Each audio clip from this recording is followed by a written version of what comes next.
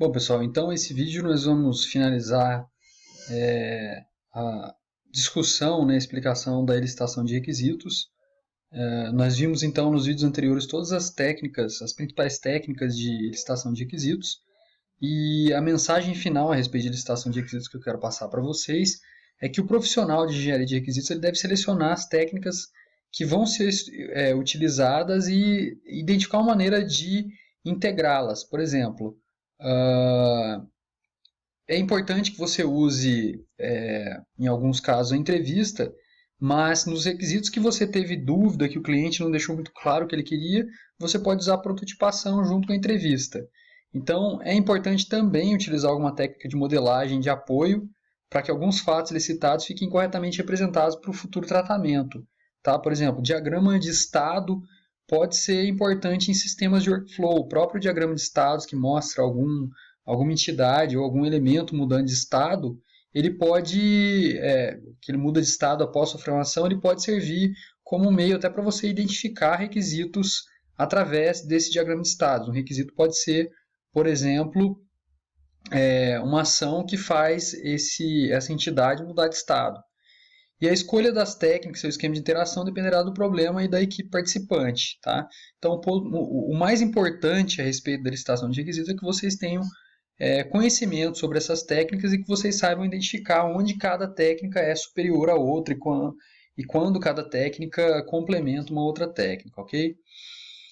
Quando a licitação de requisitos não é bem feita, vocês vão encontrar alguns sintomas, vocês vão perceber, por exemplo, a falta de requisitos no documento de requisitos, requisitos documentados pobremente, o que pode resultar em confusão tanto na equipe de projeto quanto no cliente, produtos de trabalho que podem ser interpretados de forma inconsistente, que interpretam de maneira inconsistente os requisitos, por exemplo, um diagrama de classe que não reflete os requisitos funcionais do sistema, que não tem os atributos que refletem os requisitos funcionais do sistema, estimativas de tamanho ou de esforço que são irreais, prazo muito longo para obter um comprometimento do cliente sobre os requisitos ou da própria equipe em relação aos requisitos.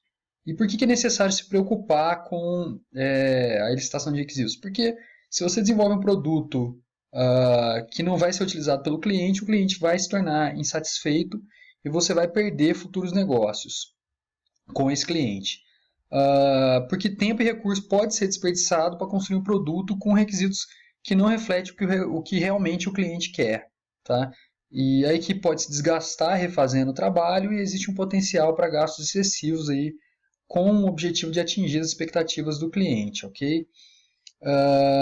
Então nós já discutimos a licitação, a principal entrada dessa licitação de requisitos eram as necessidades do usuário, informações sobre o domínio de informação e algum tipo de padrão da empresa.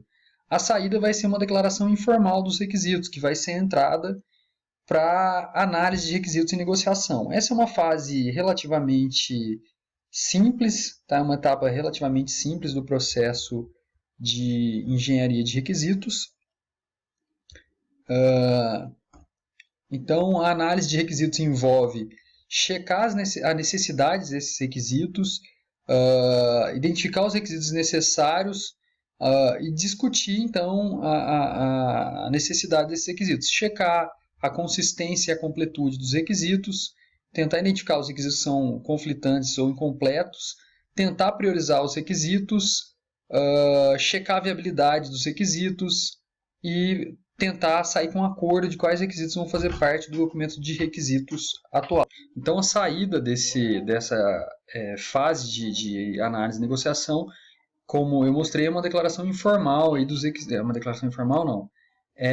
Os requisitos acordados, são os requisitos acordados para propostas que ainda não foram detalhados ou especificados, ok? Muitas vezes, parte da análise, dentro da análise da negociação, utiliza-se alguns checklists para isso, tá?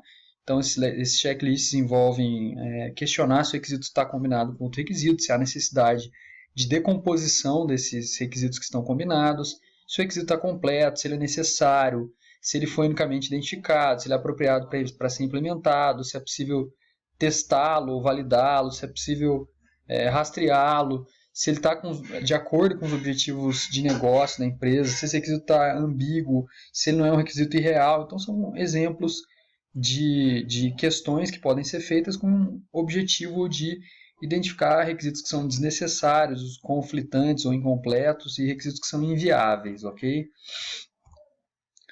A negociação é uma situação que é inevitável, tá? Problemas são inevitáveis dentro do desenvolvimento de um sistema. A negociação é uma necessidade que surge justamente pelo fato de que existem diferentes partes interessadas dentro de um projeto e essas diferentes partes interessadas têm prioridades diferentes, que às vezes podem ser inclusive conflitantes, tá? Então, os conflitos a gente entende que não são falhas, mas refletem, como eu disse, as necessidades e prioridades diferentes das partes interessadas.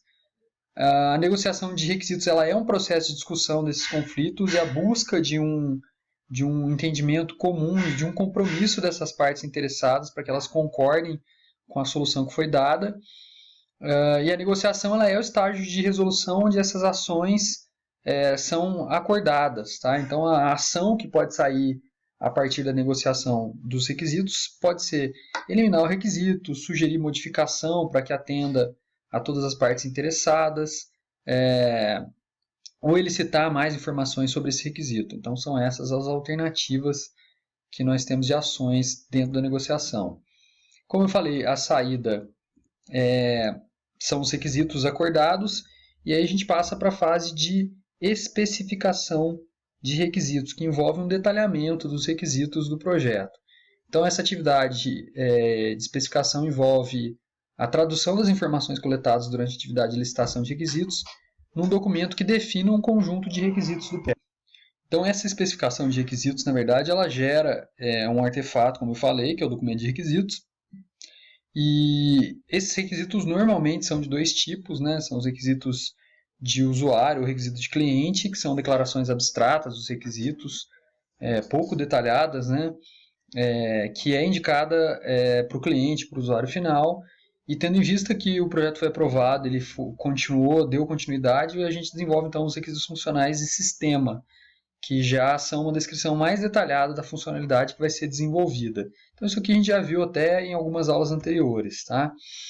Existem algumas técnicas para a especificação de requisitos, uma delas é análise de cenários, tá? Então, por exemplo, colocando um cenário aí de obtenção de um histórico escolar, na qual o usuário precisa entrar no sistema, escolher o comando emissão de histórico, entrar com o número de matrícula do aluno, selecionar uma impressora, e aí então haveria a emissão desse histórico e ele sairia do sistema. Então, aquilo ali é uma descrição do cenário. Os cenários eles são partes inerentes de muitos métodos de desenvolvimento orientado a objetos. O termo caso de uso ou use case normalmente é utilizado para se referir a um cenário, tá? Mas são coisas relativamente diferentes, tá? Inclusive existem modelos para descrição de cenários, tá? Então você descreve os requisitos funcionais através de um documento chamado documento de cenário, descrição do cenário.